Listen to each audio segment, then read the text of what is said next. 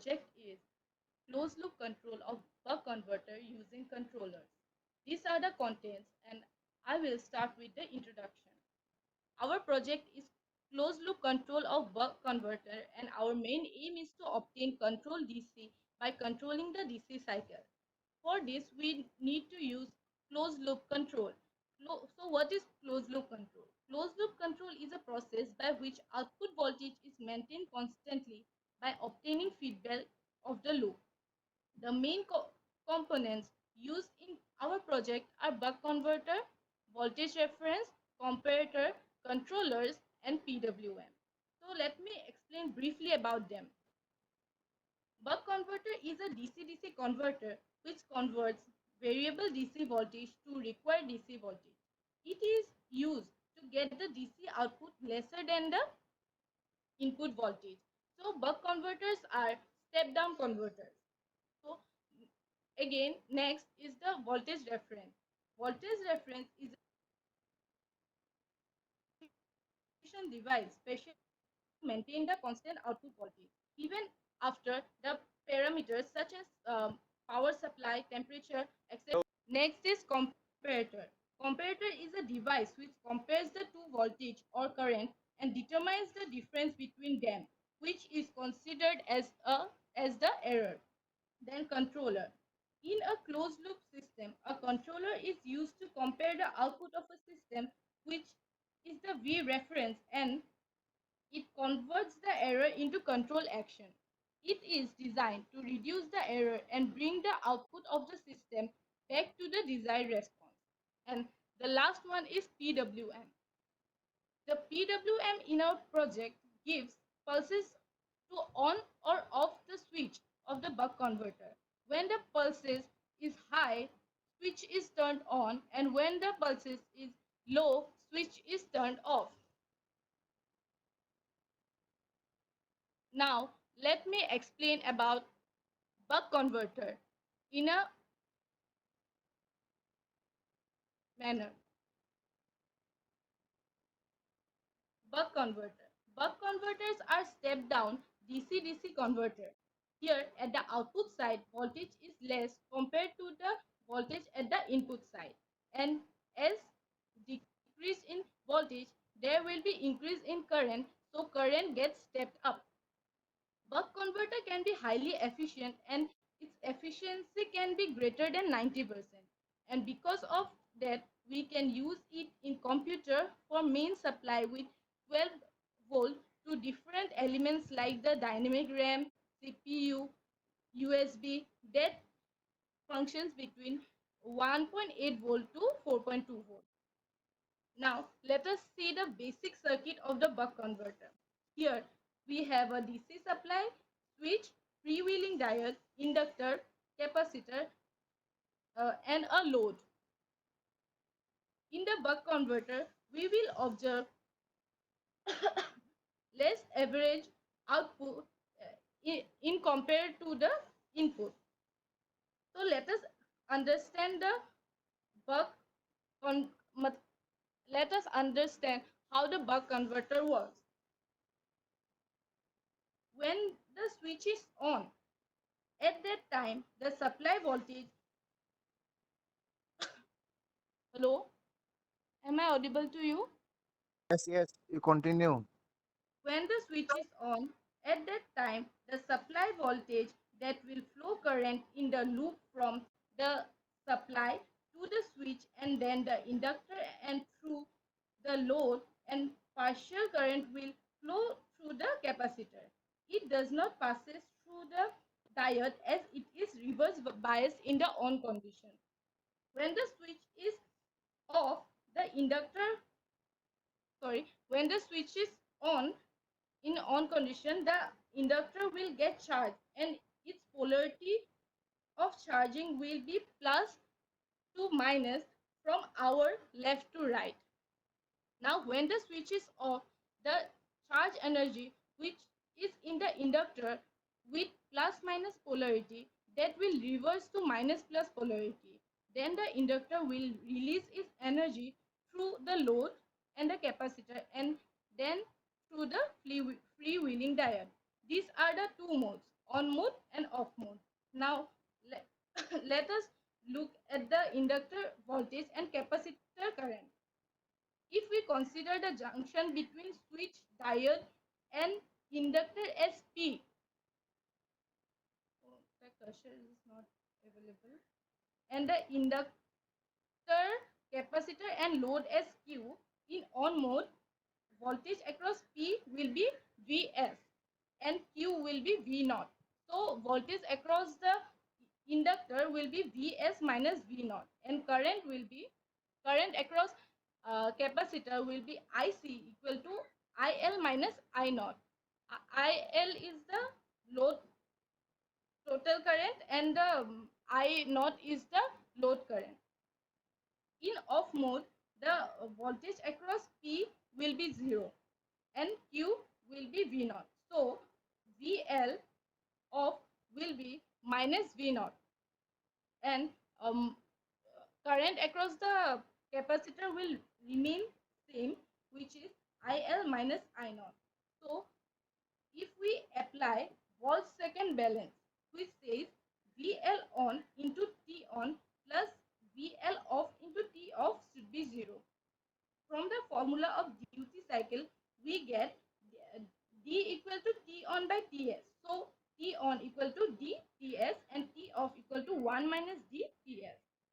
Applying the values in the former equation, we will get that V naught equal to D Vs, which is, D is the duty cycle, and duty cycle is always less than 1. So V naught is always lesser than Vs, which means the converter is step down converter. Now let us go to the parameters.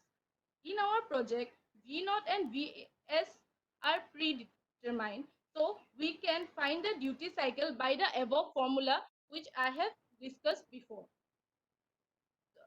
So for calculating the values of inductance and capacitance, we can get through the formula L equal to R 1 minus G by 2F, and C equal to capacitance C equal to 1 minus D by 16L F square. And below are the parameters that are obtained. Now let us see the waveform based on the circuit. Here we have to deal with the input current, diode current, inductor current, and inductor current. When the switch is on, the inductor will charge with plus minus polarity, and when it switches off, its polarity is reversed. So we have to consider two modes, that is turn on and turn off, which is switch on and switch off. As it is a continuous mode conduction, inductor current will never fall to 0. When the switch is on, inductor current will increase from I min to I max, and when it is off, it will decrease from I max to I min. When it is increasing, the slope is Vs minus V naught by L, and in the off period, its slope will be minus V naught by L, where we can find a formula of I mean by I mean equal to I naught average minus del IL by 2, and I max equal to I average plus del IL by 2. And we can observe when the switch is off, at that time freewheeling diode will conduct in the same manner as the inductor current, and when the switch is off, freewheeling diode does not conduct and the graph falls to 0. The input current will appear when the switch is on, and same as inductor current, and fall to 0 when the switch is off. Now one more thing. Capacitor current is the ripple which occurs in the inductor current, and generally average capacitor current is 0. We can say it so as we apply M second balance. We know that IC on is equal to IC off. I told previously, the formula is same. That is the IL minus I naught. And T on, we know T on is DTS, and T off is 1 minus DTS. So from M second balance, IT on into T on plus IC off into T off will be 0. By solving the equation, we will get that IL equal to I naught, which means IC equal to 0 as IC equal to IL minus I naught. Capacitors are used to filter the DC component of the output circuit. So my next slide will be explained by Jyoti. Thank you. Now I'll discuss about closed loop control.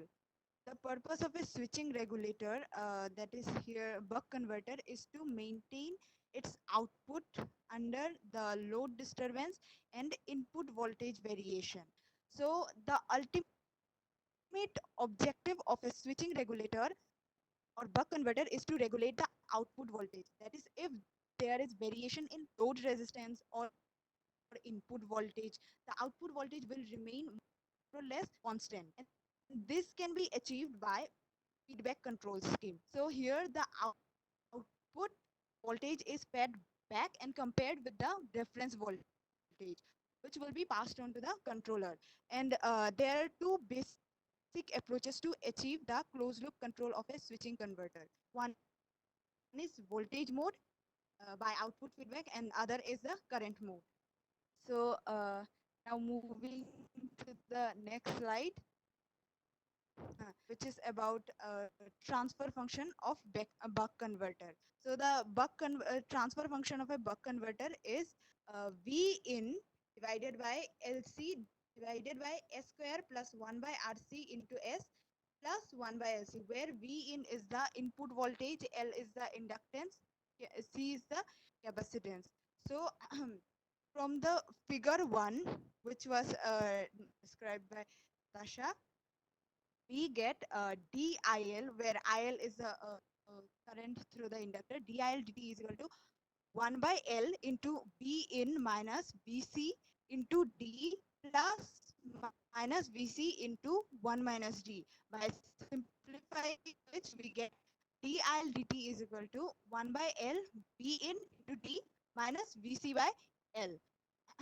And then again dVd dVC dt is equal to 1 by C into IL minus BC by R into D plus IL minus BL by R into 1 minus D. So by simplifying it, we get I by C minus D. So by now, by Laplace transform, we get SIL is equal to VIN by L into U, which is the input, that is D, minus V naught by L. And S V naught is equal to IL by C minus V naught by RC. So by solving both of this equation, we get the transfer function as V in by LC divided by S square plus 1 by RC into S plus 1 by LC. Now my next slide is about controllers. So here controller is a device which is used to minimize the error, which is the difference between the reference voltage and the measured output voltage. So here there are four controllers. First is P controller, then PI controller, PD controller, and PID controller. Now moving to the P controller. In P controller, that is proportional controller, the controller simply multiplies the error by proportional gain Kp to get the output, to get the controller output.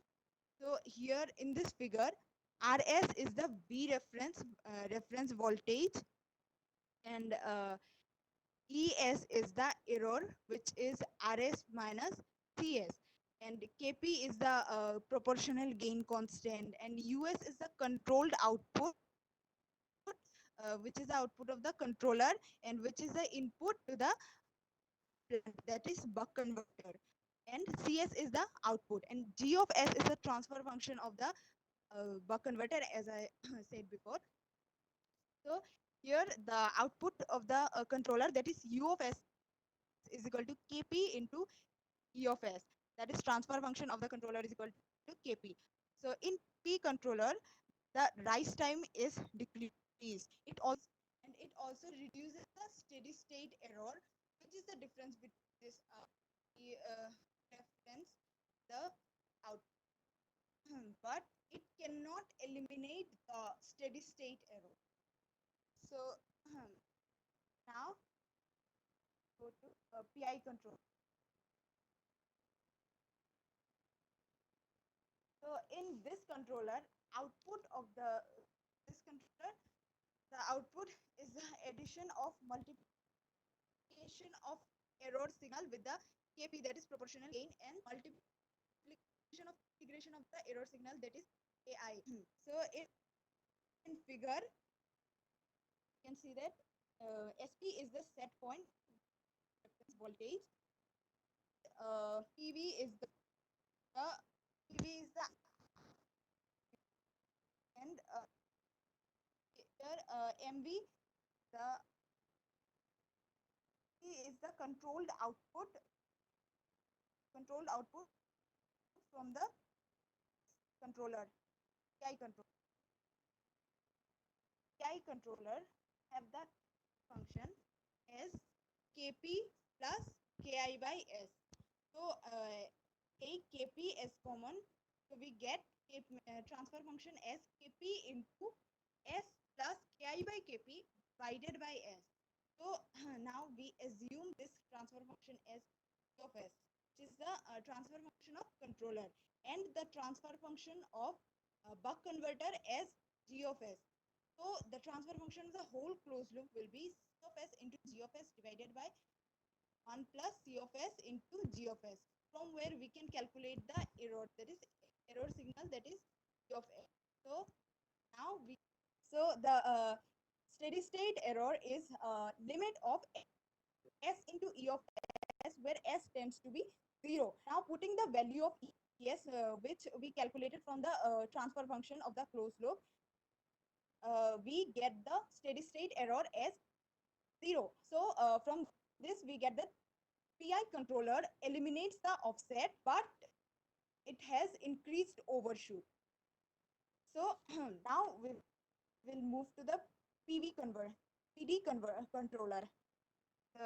PD controller, the output is the addition of multiplication of error by kp, which is a proportional gain, and the multiplication of the derivative of the error by kd, which is the different derivative gain constant.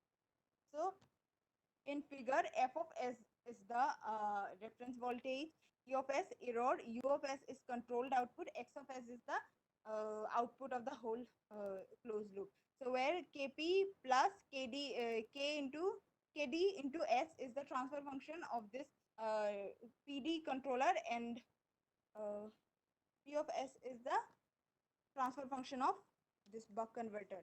So so from this transfer function of this PD controller, we take KD as common, so we get KP by KD plus S.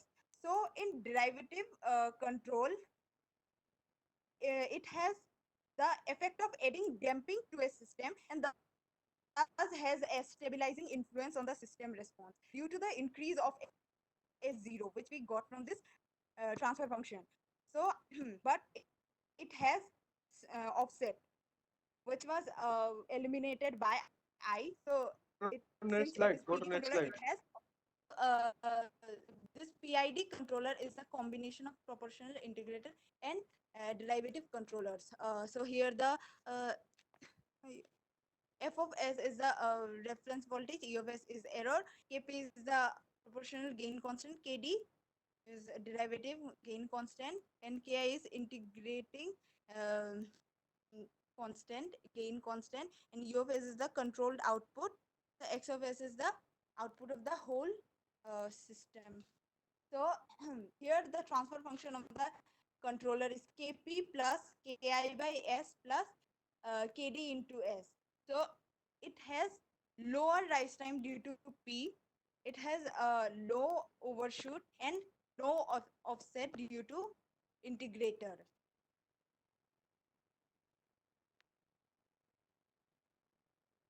now we come to the main part, that is simulation and result. Next slide, please. So the first thing that we faced in order to find the simulation, in order to do the simulation, that we had to tune our P, PI, PID controller, because we had to get the coefficient value of P, PI, and PID. See, in order to do that, we tuned our controller. In order to tune our controller or to have values for KP for P controller, KP and KI for PI controller, KP and KI KD for PID controller, we chose to find the values by the use of CISO tool and PID tuning app inbuilt in MATLAB. For that, we calculated the transfer function of buck converter, which has been explained by Jyoti. So we import the transfer function of GS or GS as a plan to the CISO tool or PID tuning app, which is inbuilt in MATLAB. Thus, we choose P parameter for P controller, and after some finding and changing the values, that is hit and trial, we found that we opted those values which gave us better graph or which tracked our reference signal better. Also, we kept in mind which gave less amount of overshoot and settling time. So for the value of KP 20.949, we found that the rise time is 0.00123 second, settling time is 0.0138 second. Overshoot is bit high because we know that it only P controller helps us in decrease the settling time, but it does not help in any kind of stability in transient response. So the overshoot is 45.3% and the peak is 1.45. Now, next slide. Again, next slide. For PI controller, after tuning, we found that for the value of KP equal to 0.05262 and KI 0.3329, we get the rise time is 0.187 second, settling time is 1.32 second, overshoot at 26.8% and peak is 1.27 second. Can I get the previous slide, please? Yeah. So for tuning of PI controller, we saw that there is some sort of overshoot, but after some time it gets to steady response. And we also know that for PI controller, the steady state error is always 0. Next slide, please. Now, tuning of PID controller. Next slide. For tuning of PID controller, we found that after tuning the PID controller, we found that KP value was 0.17064, KI as 0.7245, and we took KD as 0 because we took KD as 0 because while tuning, we found the value of KD as very, very small, and most of the time it stayed 0, and that's why we had to take the value of KD as 0 because in practical purpose, if we see PI is the most used controller for buck converter conversion, and also in PID is the improper function because PID's transfer function has 2 zeros and 1 pole, which makes it a improper function and it is not practically realizable. Instead of PID, people use PIDF, where a filter is used where it adds another pole to it, making it a proper function. So we could not tune our PD controller because it is not realizable. As PID is not realizable, same PD is not realizable because PD has only 1 zero but no pole. For that reason, when we know for improper function, for the transfer function to be proper, the number of poles should be greater than 0. But in the transfer function of PD and PID, it does not follow that rule, that it has the more number of zeros than pole, so it is not realizable. So the PD has 1 0 and no pole. So instead of PD, we chose PDF, where we took the filter coefficient is 100. But we could not tune our for PDF since it has different formula in CISO tool and different in our simulation element PD. Because of different formula, we could not tune our because we actually did this tuning of PPI PID in our workspace of MATLAB, but the simulation has another formula of PDF, and the simulation and the formula for PDF was different in our MATLAB, in our workspace MATLAB. So we could not tune it. So we took the arbitrary values and we ran for that values. Next slide, please.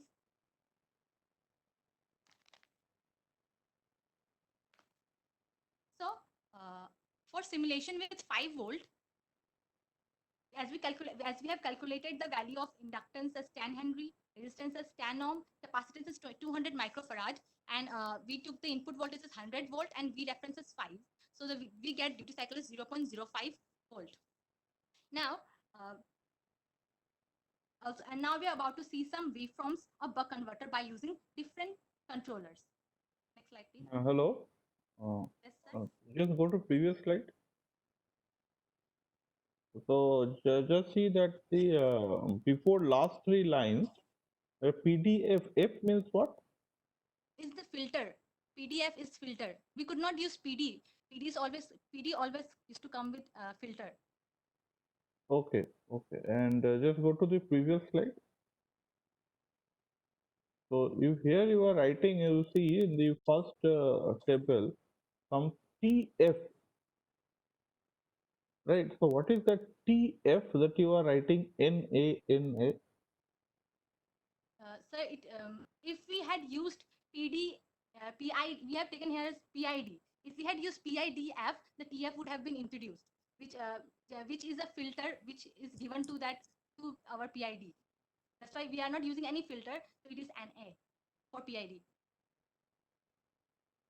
So go to the that values where you have used filter. Or do you have? So it is in here the output voltage waveform. No, not here, not here, not here. Previously only. So we have not done tuning with filter because the formula we are different for both MATLAB simulation and MATLAB workspace in tuning app that we found in MATLAB. So we could not do the tuning because the values we got for PIDF in the tuning app could not match with the formula that we had in our simulation unit. But you are writing PDF output voltage with PDF is 4.99. How you will get that? You are Yes, not we using chose PDF. arbitrary values. We chose arbitrary values for PID. Arbitrary value for whom? TS. Sampling time. No. For filter. Or Yeah, we took as KPS 57 and KDS 0.016 and our filter coefficient was 100. so you are saying you cannot tuning it, but you can without Yes, sir. tuning you can do it. But it is better to use So what is your arbitrary value? What is your? Sir is asking about that is PDF now. What is your arbitrary value? No, arbitrary value we took as 57. I am asking that you are getting an output for PDF, right? You are getting yes. You are getting an output for PDF, but previous slides you go previous slides, not afterward slide. Previous slide you go. So in previous slide, no values of TF is given, right? So what is the meaning of this TF? Sir, when we write the formula for PID, Yes. What is the full form of TF? TF is What a is the? switching time. Just be louder. You are hardly audible. Yes, sir. So when we write the formula for PID, we get that KP plus KD SKD, KI by S plus SKD. That is the formula for PID. But when we use filter, So what is TF in filter? Sorry, what is just simply say what is TF? It is switching time or anything. What sampling time? What is it? TF. filter में TF क्या है? It is a switching time, sir. But sir, we actually did from the formula as Kp plus Ki by S. Time. Yes, sir. SKD N by N plus S. For that we took. For that value, we actually did all the simulation. Okay, find out what is that TF. Okay. Okay, continue.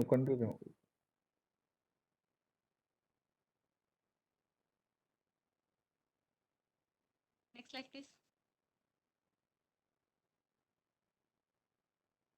So this is our simulating model that we created for the closed loop control for buck converter. Here, can I use pen?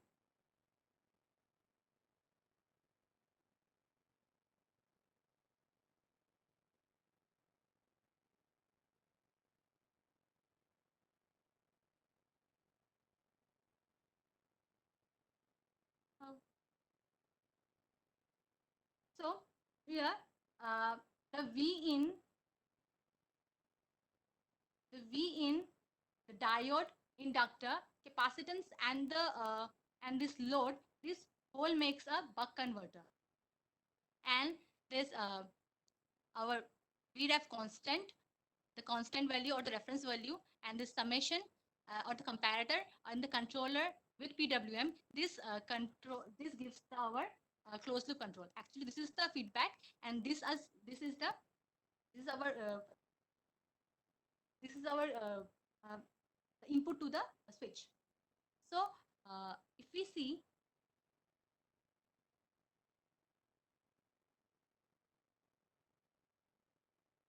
So your results. so here we need to calculate the output voltage. Thus, the voltage is taken as feedback and is compared with the constant, and the difference of which generates an error signal is given to the controller, which then tries to nullify the error. We have taken a voltage measurement tool and a current measurement for measuring the output voltage and the output voltage, capacitor voltage, inductor current, diode current, and switch current and diode current. And there we have provided a SimScape which will take this value to our command window. Next slide, please. So Continue. by using those values of P, PI, PID, P, PI, PD, and PID, where PD is actually PDF, we found this kind of a waveform where blue is for proportional, red is for PI, yellow is for PD, and purple is for PID. Can I get to the first few slides, some previous slides?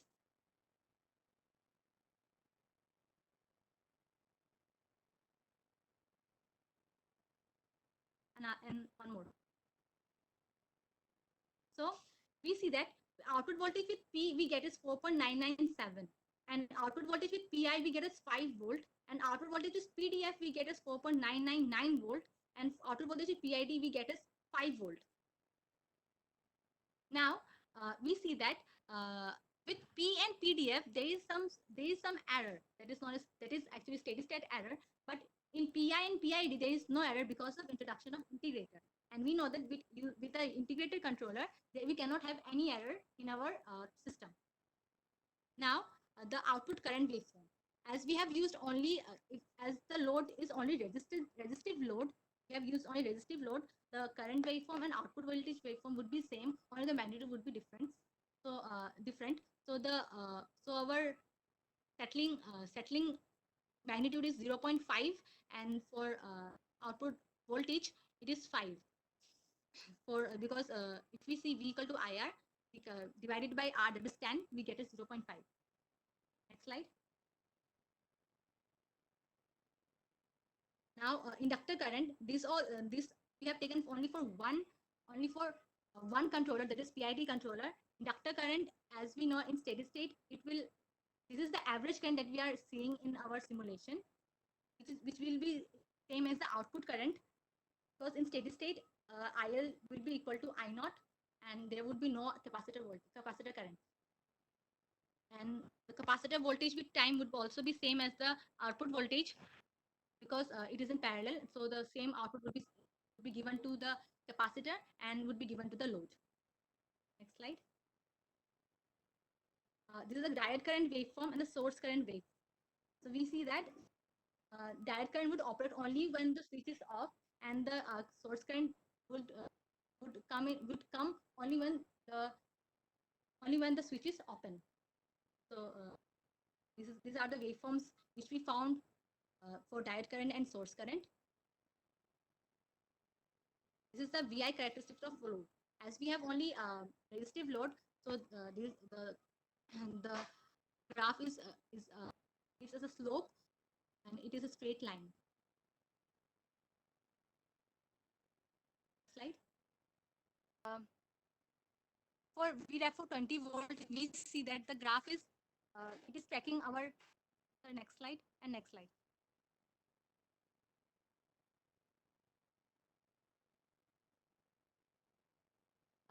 So for same every other same waveform has been plotted for VREF20 also, and we see that the graph is the output voltage graph and output current graph is shown as given below. And we see that as we are increasing the duty cycle, the transient instability is increasing, and because we know that as we approach, as the duty cycle is increasing, the number of the the ripple would be introduced in our system. So this is the graph that we got for output voltage and output current. Next slide, sir. This is the inductor current waveform that we have only used for PID, and which would be same as that of our output current. And this is our capacitor voltage waveform, which would be same as that of our output voltage. And this is our diode current waveform and source current waveform. Diode current would only operate when our switch is off, and our source current would only operate when our switch is on. This is our VI characteristics of load, and as we have taken only resistive load, so the VI characteristic would have only slope in it. So for 50 voltage, we found that now the duty cycle is 0.5, and it is known to us that for duty cycle 0.4, 0.5, there would be maximum amount of ripple in our system. So next slide. So this is our graph that we found for our V references 50 volt, 0.5 voltage, and we see that the oscillation has also increased much more than our previous other waveforms. So the first one is for output voltage waveform, and second one is output current waveform. Next slide, sir. This is the inductor current waveform. It would be same as that of our output current, and this is our capacitor voltage waveform that would be same as that of our output voltage. This is our diode current waveform, and this is source current wave. And then there is our VI characteristic, which would always be straight. Now we did another more four simulation. We have more four result, which we took a different resistance. Before our resistance was 10. Now we are trying to vary our resistance for VREF equal to 5. This is our for PID controller. We are using only PID controller. So for 20 ohm resistance, sir, can I get to the slide? Previous slide. Yeah, for 20 ohm resistance, the output voltage waveform is this. So we are seeing that it is tracking our reference very precisely. Even if there is a disturbance in our load, in variation of our load by the use of controller, we see that tracking is possibly better, and it does not have many transient stability, and also it is giving us zero steady state error.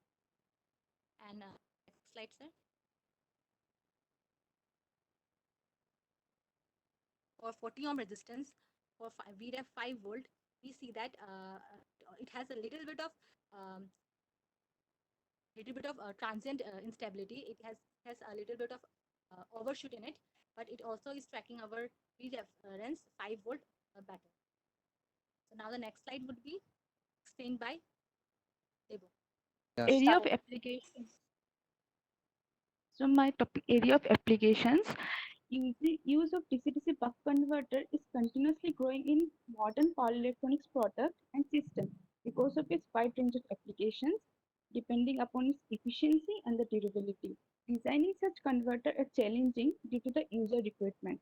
Buck converter are used in self-regulating power supplies, yet the unregulated DC supply is converted into a regulated DC voltage to ensure that output remains constant even the input or load fluctuates. Number 2, widely used in power supply equipments for most electronic instruments, specialized in high power applications like DC motor drives, factory automation equipment, and industrial machineries. Now, third, using battery chargers and solar chargers also. Everyone wants their smartphone, tablet, or portable battery charger to charge quickly without heating up their portable device. So buck converter is the best way to do this. A charging port For a mobile device, it's a micro USB port. It accepts a regulated 5 volt. The charging point inside the mobile phone, which is a buck converter also, actually it draws power from the USB or battery and deliver it to the smartphone. Now the solar chargers. Buck converter is also used in solar chargers. They often come inbuilt with microprocessor, which allows the buck converter to draw maximum power and helps in charging the battery in limited time possible. Now fourth, buck converter is also used in it is actually efficient. It's 95% or higher, converting the main voltage of the computer, which is actually 12 volts, or laptop 12 to 24 volts. It is goes to down. It's 1.8 volts needed by the processor. Actually, it speeds down to the down. Next slide, sir. Sir, next slide. Conclusion. And that brings me to the end of our presentation. The different control methods for DC-DC buck converter are discussed, the simulation presented, the result of comparison are also explained. Buck converter, as you know, is a step-down converter where the output voltage is less than the input voltage. It is seen that vary output voltage within a large range of load and line variations. Number two, by comparing the simulation result of different cases using different controllers, we have seen that PC controller see that the transient state is much refined. In PI, steady state is much refined, and PID comes effect of PI and PD. Here it means better output voltage tracking with minimal overshoot. Number two, more steady state error, here the quick settling time and better efficiency. So PID is a better alternative by giving the best output voltage constant. Future scope, here the future scope by implementing the sliding mode control of a buck converter for better input performance, as this control method cannot perform satisfactorily under large load variation. So we go for the sliding mode where it gives smooth output and no overshoot observed. Number 5, further work is also possible by advanced controllers. Next, here the next slide.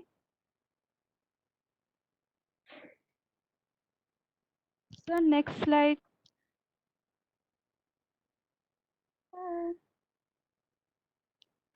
So here are the references where you've taken from. You see, you have got the design formula for inductance and capacitance, right? So from where you have got this one, I could well understand that you have got this one from your references, right? Am I clear? Yes, That, sir. that you have got this formula from references. Clear till here? Now, Yes, sir. what is the basis of getting this formula? That how you got this formula? Yes, sir.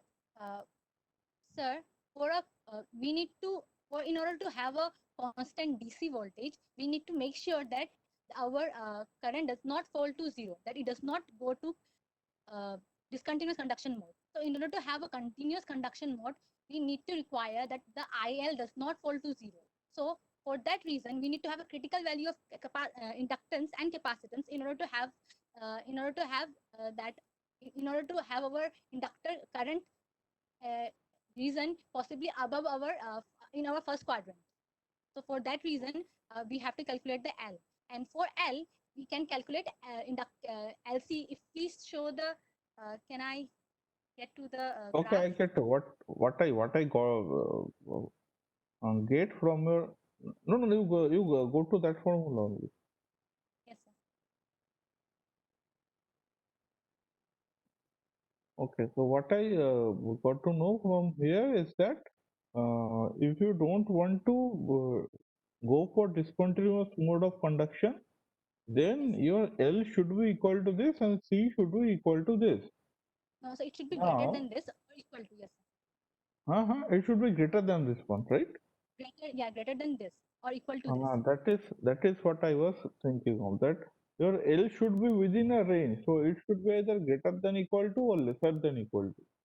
It would be greater than Okay, equal to, that is because what I want to point it out. oh yes, should be greater than equal to L Hmm. actually. It is a critical Okay, value of inductance. okay, thank you. Yes, I just wanted to know what is the shortcoming of your project? What is the disadvantage you felt in your project?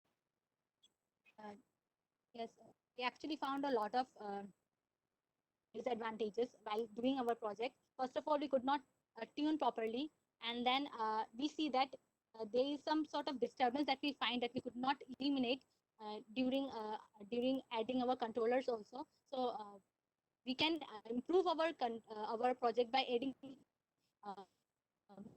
controllers by using advanced controllers.